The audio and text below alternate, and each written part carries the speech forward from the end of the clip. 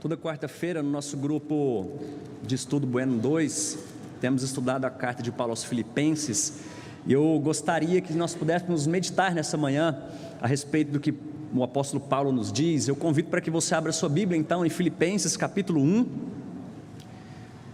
nós vamos ler a partir do versículo 19, Filipenses capítulo 1,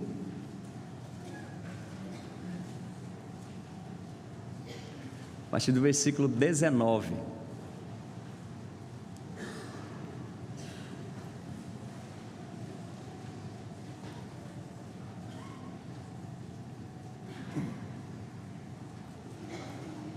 Filipenses, capítulo 1, a partir do versículo 19.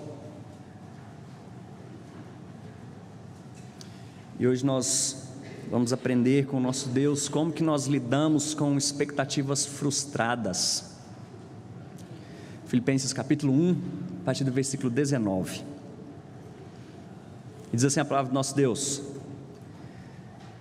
porque estou certo de que isso mesmo, pela vossa súplica e pela provisão do Espírito de Jesus Cristo, me redundará em libertação, segundo a minha ardente expectativa e esperança de que em nada serei envergonhado. Antes, com toda a ousadia, como sempre, também agora será Cristo engrandecido no meu corpo, quer pela vida, quer pela morte. Porquanto, para mim, o viver é Cristo e o morrer é lucro. Entretanto, se o viver na carne traz fruto para o meu trabalho, já não sei o que hei de escolher. Ora, de um lado e outro lado estou constrangido, tendo o desejo de partir e estar com Cristo, o que é incomparavelmente melhor, mas por vossa causa é mais necessário permanecer na carne. E convencido disso, estou certo de que ficarei e permanecerei com todos vós, para o vosso progresso e gozo da fé, a fim de que aumente quanto a mim o motivo de vos gloriardes em Cristo Jesus, pela minha presença de novo convosco. Vamos orar mais uma vez? Senhor nosso Deus, obrigado por Tua palavra que é viva e eficaz.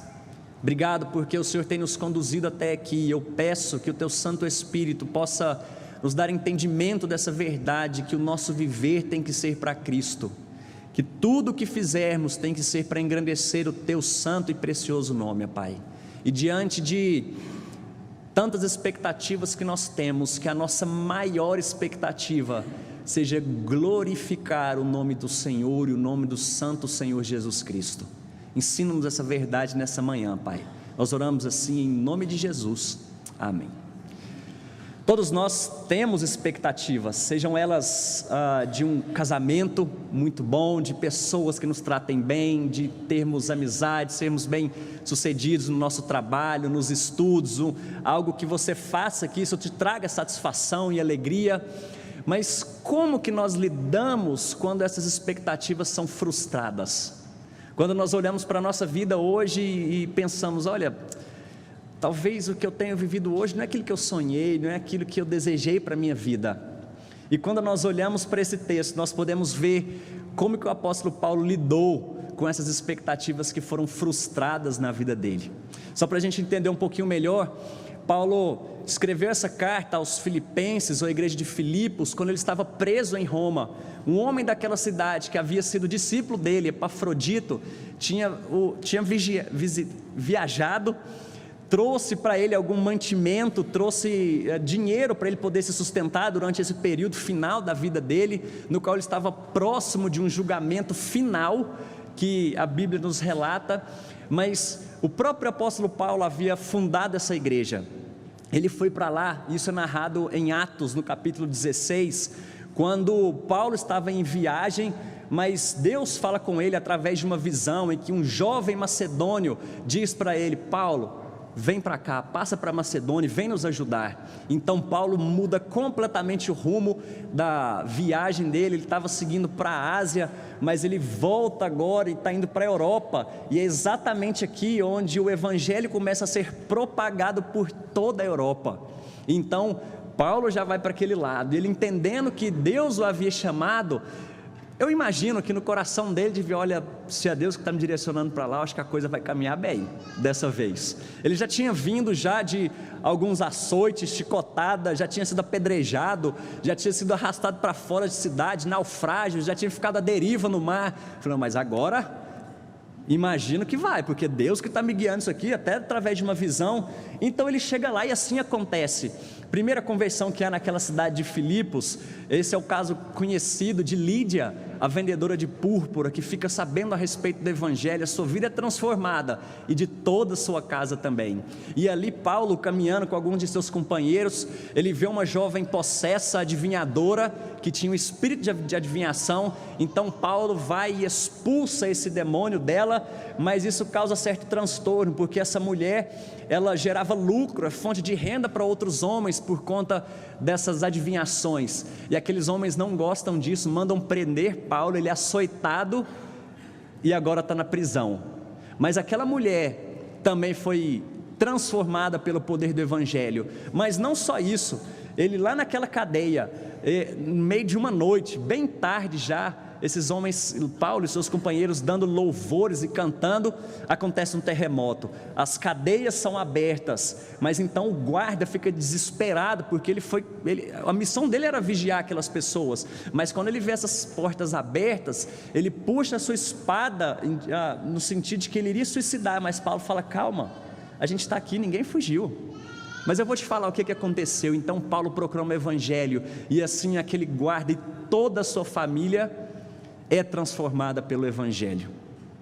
Mas ele é expulso daquele local, ele tem que ir embora, e depois mais 2 vezes ele volta na cidade de Filipos. É uma igreja que ele tinha um carinho, um amor muito grande.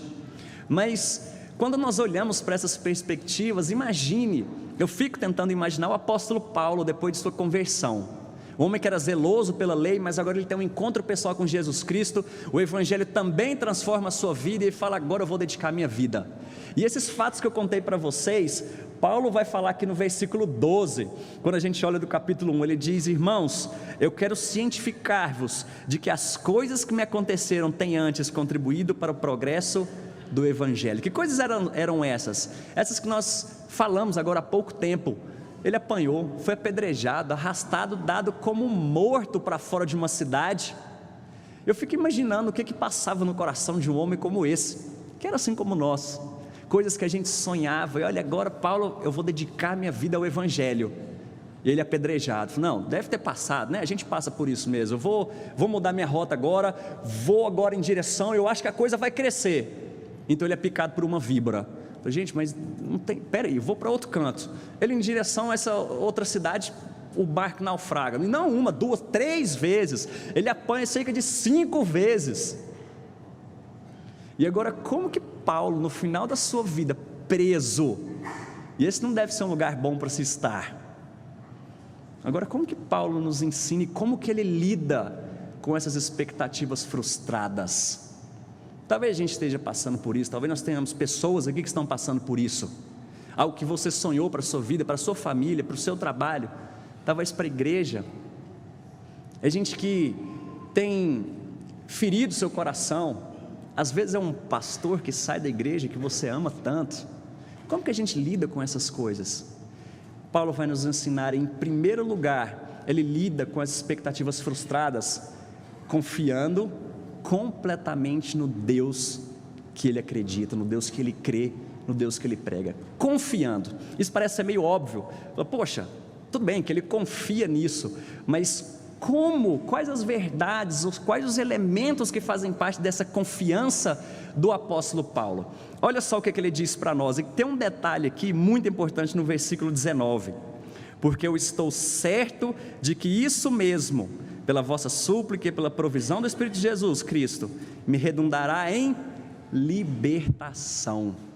Mesmo preso, mesmo diante de toda essa história de vida, Paulo agora fala, eu tenho certeza da minha libertação, pela súplica de vocês e pela provisão do Santo Espírito. Por que Paulo podia confiar tanto? O detalhe interessante nessa história é que Paulo está dizendo exatamente as mesmas palavras que Jó disse no capítulo 13, versículo 16, mas na tradução que nós temos do livro de Jó, do hebraico para o grego, Então Paulo tinha acesso às Escrituras, Paulo conhecia muito bem as Escrituras, e ele relata exatamente as mesmas palavras do que Jó. Ele diz: eu estou certo da minha libertação. E essa libertação aqui, ela tem o sentido de que pode ser libertação do julgamento, no qual Nero falou: olha, esse homem não fez nada não, só é um arruaceiro aí, está pregando tal de Jesus Cristo, liberta ele. Ou ele poderia ser condenado, e Paulo não tem a certeza aqui, eu creio que ele não sabia que ia ser liberto da prisão, mas ele está dizendo: independente do que acontecer, eu tenho certeza que eu vou ser liberto, seja dessas algemas, ou seja dessa vida aqui no qual eu vou desfrutar a presença de Jesus Cristo. Eu tenho certeza disso. Mas independente dessa situação, por que Paulo confiava? Nós vimos aqui, porque em primeiro lugar ele conhecia as Sagradas Escrituras, ele conhecia o Deus que ele seguia, porque ele tinha intimidade com as sagradas letras, que é a palavra do nosso Deus. Ele conhecia quem era esse Deus que ele servia. Sabe como que nós podemos lidar com as nossas frustrações? É confiando, mas eu confio em quem eu conheço, e para conhecê-lo eu preciso ter intimidade com esse livro. Eu preciso conhecer esse Deus, eu preciso conhecer as promessas que Ele tem para mim, eu preciso conhecer as coisas que Ele fez, quem Ele é, o Deus Todo-Poderoso, Criador dos céus e da terra, mas que se importa conosco. E esse conhecimento, ele não tem a ver com algo dominical, no qual eu aprendo domingo, depois eu passo a semana um pouquinho longe, depois domingo eu estou aqui de novo. Isso é diário, a nossa busca diária por conhecer quem é esse Deus. Mas ele traz mais duas perspectivas aqui, que além do conhecimento que ele tem nas Escrituras, ele também confiava em algo muito precioso, no qual ele fala muito: pela vossa súplica. Paulo vai falar muito a respeito da oração, do poder da oração e a confiança que ele tinha nisso. Muitas pessoas perguntam: se Deus já sabe, então por que eu tenho que orar? Meus queridos, Paulo não duvidava da providência, do poder, da soberania de Deus, mas ele entendia que todo o plano dele também passava pelo que Deus escolheu para ser instrumento entre nós e ele, que é a oração. Nós precisamos entender a importância da oração na nossa vida. Eu sei que você já ouviu falar muito a respeito disso, mas quantas vezes nós ouvimos falar a respeito disso, e olha só como está a nossa devoção a Deus em relação às orações que nós temos. A gente precisa dar importância a isso. A gente precisa entender quão é importante a oração na nossa vida. Paulo diz: gente, eu tenho certeza que eu vou ser liberto daqui, eu confio nesse Deus, mas eu sei que a oração de vocês, Deus está ouvindo. Olha só como é importante nós orarmos uns pelos outros. Nós entendemos claramente que a oração não muda o coração de Deus, mas é o instrumento que Ele escolheu, para que nós tivéssemos comunhão com Ele, para que nós falássemos com Ele, para que nós fôssemos transformados dia a dia em glória pela graça dEle. Nós precisamos orar mais, cada dia mais. Mas ele também diz algo aqui que anda junto com isso, não em igualdade de poder, alguma coisa assim, mas ele diz que além do conhecimento, eu confio porque eu conheço esse Deus, porque eu sei que vocês oram por mim, mas também pela provisão do Espírito de Jesus Cristo. Olha só como essas coisas andam interligadas, juntas. É o poder soberano de Deus através do Espírito Santo, mas agora ele também diz: pela oração de vocês. É assim que as coisas andam e funcionam juntas. Poder soberano de Deus, mas entra a questão da responsabilidade humana, de orar, de interceder, de colocar isso na presença de Deus. Por isso que Paulo confia. Ele não confiava em si mesmo. Ele dizia: gente, eu sou apóstolo, eu confio que pelo meu poder eu vou ser liberto daqui. Eu confio porque Jesus apareceu para mim, eu tive até uma visão do terceiro céu, então eu sou alguém diferente aqui, eu confio em mim, no meu poder. Gente, eu confio porque eu sei quem é o meu Deus, porque vocês oram por mim, e porque eu sei que Ele vai agir através do Espírito dEle. Como que a gente lida com esses planos frustrados? Continue confiando. Mas você quer confiar? O próprio Deus nos ensina: conheça esse Deus, se relacione com Ele. Sabe que Deus está te ouvindo, o Espírito Santo dele está trabalhando na sua vida. Mas ele continua. Quando Paulo tem essas expectativas frustradas, além de confiar, agora ele vai mostrar para nós, e ele entende qual que deve ser a maior expectativa do cristão. O que tem que ser foco na nossa vida? Ele diz então, versículo 20: segundo a minha ardente expectativa e esperança, de que em nada serei envergonhado, antes, com toda ousadia, será Cristo engrandecido no meu corpo, quer pela vida, quer pela morte, porquanto para mim, qual a minha maior expectativa? O meu viver é Cristo, e o morrer é lucro. Paulo sabia qual deveria ser a maior expectativa e na qual ele jamais seria frustrado: engrandecer o nome de Cristo. Sabe como que a gente lida com essas dificuldades da nossa vida? Apontando para Cristo.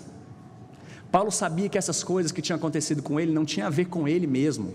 Imagina um homem desse, talvez se fosse, não sei, imagina fosse dar um testemunho aqui, falar: gente, você quer ser cristão? Olha só pelo que eu já passei, minha vida é difícil demais, olha, não sei se isso vale a pena não, é muito pesado meu fardo, olha só, eu sonhava com coisas grandes, olha só onde que eu estou agora preso. Mas Paulo diz: gente, não tem a ver comigo, isso não tem a ver com a minha história, mas isso tem a ver com o progresso do Evangelho. Cristo está sendo glorificado, porque para mim o viver é Cristo. A gente lida com essas expectativas frustradas apontando para o nosso alvo maior. Essa história que a gente está passando não tem a ver conosco, mas tem a ver com o nosso Salvador. O foco da nossa vida tem que ser Ele, porque muitas vezes a gente perde um pouquinho essa dimensão, e eu acho que tem a ver comigo.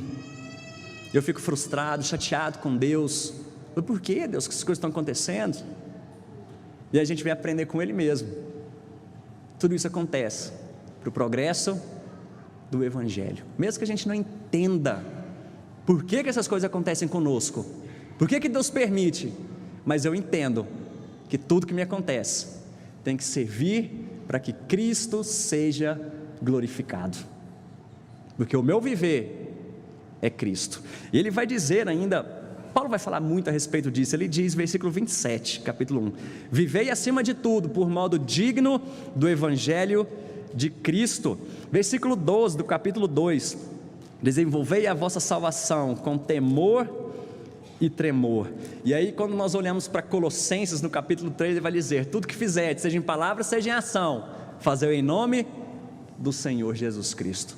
Paulo tinha isso muito claro na mente dele, que a vida dele devia ser para honrar e glorificar o nome do nosso Senhor Jesus Cristo. E sabe por que Paulo tinha essa convicção no coração dele, que não tinha a ver com ele, mas com o Evangelho? Abre sua Bíblia, por favor, em 1 Coríntios, capítulo 6, versículo 20.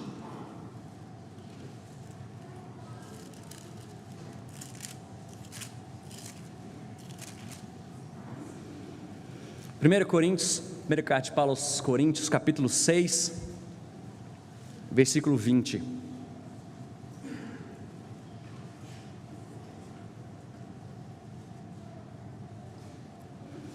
Olha só porque Paulo entendia que a vida dele devia ser para Cristo. Porque fostes comprados por preço. Agora, pois, glorificai a Deus no vosso corpo. Agora o que ele está dizendo aqui? A minha expectativa é que Cristo será engrandecido no meu corpo, quer pela vida, quer pela morte, porque para mim o viver é Cristo. Então o que significa isso, viver para Cristo?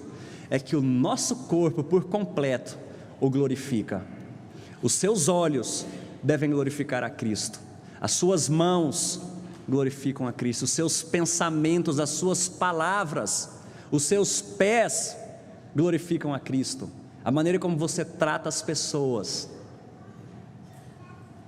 Cristo deve ser tudo em nós. É isso que ele diz em Colossenses. Gente, nosso viver deve ser Cristo. Eu sei que essa mensagem é tão clara para todo mundo aqui, mas lembre que a nossa vida tem a ver com Cristo, porque nós somos comprados por preço. Eu gosto muito da versão NVI que traz por alto preço. Quanto mais eu conheço essa palavra, mais eu conheço o sacrifício e o peso que foi pago naquela cruz em meu lugar. Eu sei que eu não teria condições mínimas de pagar por aquele escrito de dívida que o próprio Cristo pagou, e eu fui comprado por preço. Agora, toda a minha vida não gira em torno de mim, gira em torno de Cristo. Aponta a sua vida para Ele. Lembra que isso não tem a ver com você, tem a ver com o Evangelho. Que o seu viver seja Cristo. Mas Ele também diz: meu morrer vai ser lucro. Quando você tem expectativas frustradas, lembra que isso aqui vai passar. E agora Paulo, já no finalzinho da sua vida, ele sabe: gente, para mim o morrer vai ser lucro. Estar com Cristo é infinitamente melhor. E nós encontramos em toda a Escritura, por que morrer é lucro? Porque Ele é o descansar das fadigas, é estar no seio de Abraão, é estar na presença do nosso Salvador. Consegue imaginar isso? Quando nós demos o nosso último suspiro aqui, nos acordarmos no céu, aquele que vai estar nos recebendo, segurando as nossas mãos, é o próprio Senhor Jesus Cristo. Ele diz: gente, isso aqui vai passar. O que eu mais desejo é estar na presença desse Senhor Jesus Cristo. A morte é lucro. Mas por fim, Paulo nos mostra como que nós podemos saber se a nossa vida, talvez um parâmetro, um medidor aqui, como que a nossa vida tem caminhado, se eu realmente tenho vivido para Cristo, entendo que o meu morrer é lucro. Ele diz, por fim, versículo 22, entretanto, se o viver na carne traz fruto para o meu trabalho, já não sei o que hei de escolher. Então ele vai falar aqui, que ele deseja muito estar na presença de Cristo, mas ele entende que deve ficar um pouco mais, e assim ele abre mão daquilo que já no finalzinho da sua vida, depois de tudo isso, ele diz: gente, é muito melhor estar com Cristo, mas isso não tem a ver comigo, eu estou cansado aqui já, quase idoso, mas se Deus quer que eu fique entre vocês para produzir fruto, que assim seja, é vontade dele e não a minha. Como saber então que a minha vida tem sido direcionada para Cristo? Quando a minha vida produz fruto verdadeiro. Eu não estou falando só questão de fruto, aquele fruto do Espírito, no qual nós vemos um caminho para a santidade, mas é quando pessoas podem olhar para a minha vida e ver um reflexo de Cristo. Isso produz fruto verdadeiro. As pessoas podem olhar para você e ver que a sua vida é Cristo. As pessoas podem olhar para você e ver, diante de tantas frustrações, dificuldades que você tem vivido, e eu não estou dizendo aqui que quando dificuldades vêm, você tem que estar tranquilo, opa, beleza, aqui fica sossegado, isso aqui vai passar, estou bem, estou lidando com luto, está tudo ok, estou lidando com dificuldade. Não é isso. Mas mesmo diante de tristeza, mesmo diante de dificuldade,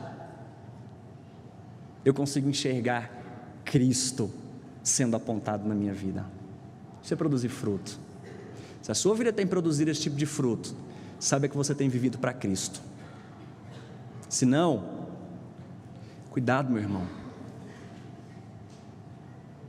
porque talvez a morte para você pode não ser lucro. Para nós encerrarmos, queria que nesse dia você estivesse pensando a respeito da sua vida, da sua conversão, como que tem sido isso? Como que você tem lidado com as situações do seu dia a dia? Se Cristo tem sido refletido ou não? Se não, eu não quero que você saia daqui, falei, gente, acabou para mim, acabou toda a minha história, o que eu faço? Confie nesse Deus. A partir de agora, assuma compromisso de conhecê-lo cada dia mais. Assuma um compromisso de ter uma vida diária de devoção. E nós precisamos também orar uns pelos outros. E é isso que eu queria convidar você a fazer nesse momento. Nós vamos ter um momento de oração silenciosa. Eu queria que você orasse por você, mas ore por essa igreja também, ore por aquelas pessoas que estão precisando conhecer essa verdade. Se você está aqui no nosso meio hoje e ainda não havia entendido de que Cristo precisa ser tudo na sua vida, sabe que a gente só pode no final entender que nosso morrer é lucro, quando nós entregamos a nossa vida debaixo dos cuidados deles, entendendo que Ele é o nosso único Senhor e o nosso único Salvador. Entrega a sua vida diante dEle.